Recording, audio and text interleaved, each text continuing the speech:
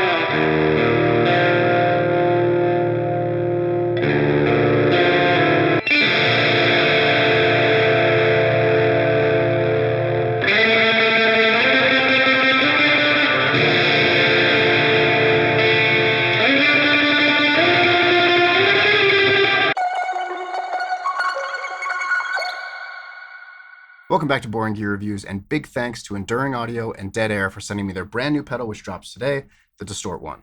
So like I said, this is based on the Boss DS1 Distortion. The DS1 is like probably the most heard and used distortion pedal, period. From the 80s forward, the chance of some record, if it had, distorted guitars or bass, using that pedal was almost a guarantee. Now, I like that pedal, but it is pretty limited. For starters, it just has a level, tone, and distortion control. But more so than that, I find the sound of the DS1 to be a little squishier than I prefer. I like a bit more definition and control in my distortion pedals. And the Distort One does that and then some. So now let's dive into the controls. Up top, we have our classic DS1 controls. First up, we have gain. This will control the amount of distortion while the pedal is on. Next up, we have tone, and this will act like a typical tone circuit. Clockwise for more high-end, counterclockwise for less high-end. And then we have level, which will set the overall output of the pedal while it's on. When we drop down to the next row, we can see how much more in-depth control we have over this distortion pedal. So we've got mid-voice, and this will control the frequency of the mid-hump of the distortion. This is hyper useful and will immediately and drastically change the characteristics of the tone. Next up, we have a blend control between two clipping options, silicon to the left and LED to the right. Anywhere in between, you can blend them. It is super rad. All the way counterclockwise is just the silicon, and that is considerably quieter than the LED, but it is also much raspier, more compressed, squishier, it's fizzier, so it is a very, very different sound. When you go to LED, it's louder, it's more open, it's a little more punchy. And then finally, we have a high cut, and I almost think of this as like more of a presence control, where it's not going to do huge, big, drastic treble cuts. What it is going to do is roll off sparkle and clang, or add sparkle and clang, and it is very interactive with the tone and the mid voice, and the clipping control, and the gain. They're all interactive. To play through this bad boy, we're using my 2013 Gibson Les Paul Traditional, and this has Sun Bear 59 PAF pickups, and it is tuned to D standard. I've done a full demo of those pickups, and you can check that out with the link up in the corner. From there, we're running into my Universal Audio Apollo X6 interface, and then finally using the Softtube JMP 2203 amp plugin.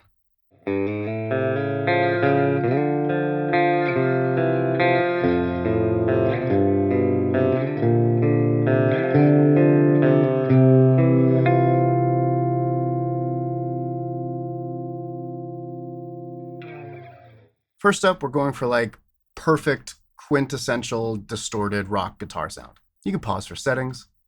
And midway through the clip, I want to engage the Death by Audio reverberation machine for a bit of dark reverb behind everything. In the beginning, when I'm playing these hammer-on notes higher up on the neck, it's searing. It's very, very controlled, very tight and punchy, but it has this glass and clang to it. It really, really stands out. You can hear how much body, and that it's the perfect frequency for the mid-range to really cut through. When I go to heavier chord things, you can hear everything very clear, but it has this great compression and fizz in this beautifully powerful distortion. It's a sick sound. Enjoy.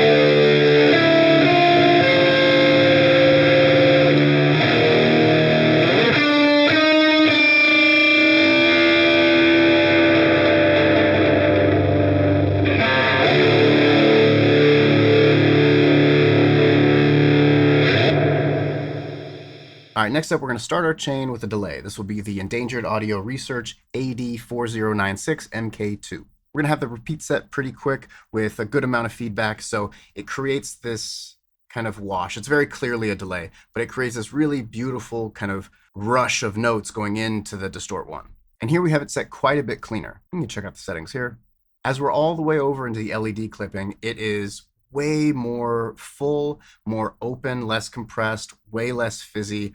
It's a very warm, round sound, especially in this case because the mid frequency we're going to use is much higher, so that accounts for most of our high end, and then we're rolling back the high cut and the tone. So it creates this beautifully warm and round, but perfectly clear and punchy, like light breakup to mid gain sound.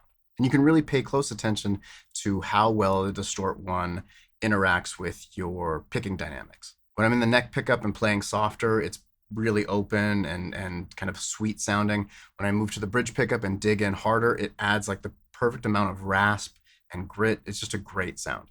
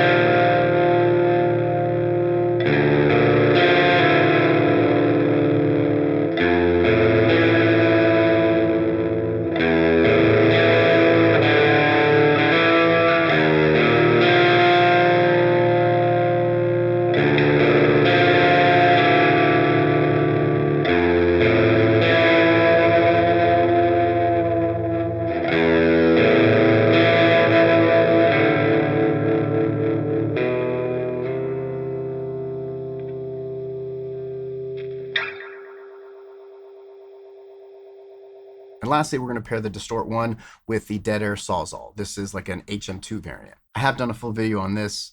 I love this pedal. You can check it out with the link up there. All right, so here we're going to have the Distort One all the way to the silicon clipping, and it is really, really distorted. You can pause for settings.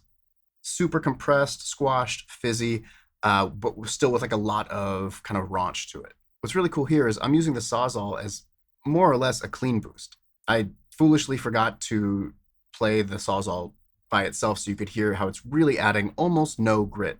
So what it's doing is just taking the quieter signal from the silicon clipping and boosting it. And then I'm using the EQ from the Sawzall to shape the tone a little bit. It's super sick and shows how versatile both of these pedals are. In the beginning, I'm going to have the volume rolled back and you'll hear it cleans up pretty well. It's still even the DS1 never gets completely clean. It's always distorted. It is a through and through a distortion pedal. And the Distort One follows that same idea, where you can roll the gain completely off and it's still going to be a little distorted. But from that standpoint, if you roll the volume back, it'll clean up pretty well. When I open up to full volume, it's crazy thick and heavy. It's almost like a big muff as a distortion pedal. And you can really hear it as I'm doing big, thick, dissonant chords with hammer-ons and pull-offs, that it's maintaining all of that weight and fuzziness and thickness and distortion, but you're still hearing those separation in notes. It's pretty remarkable. It's a tremendous sound, so enjoy.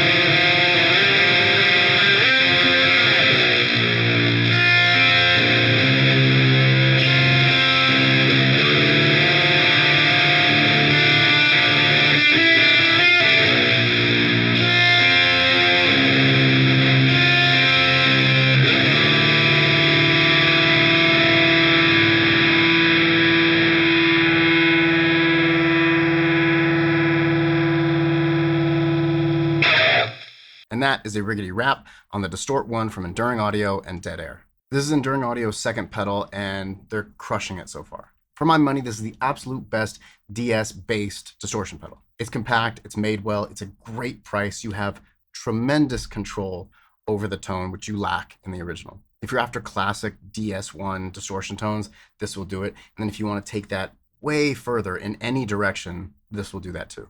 I dig it. You can find out more information and links to buy in the description below, as well as links to everything else I'm using. We've had a bunch of new subscribers recently, so thank you so much. I truly appreciate it. If you don't know, links for everything in the description below, as well as links to like my Bandcamp, where I'm uploading all the music from all of my demos is there, as well as like solo project stuff I put out.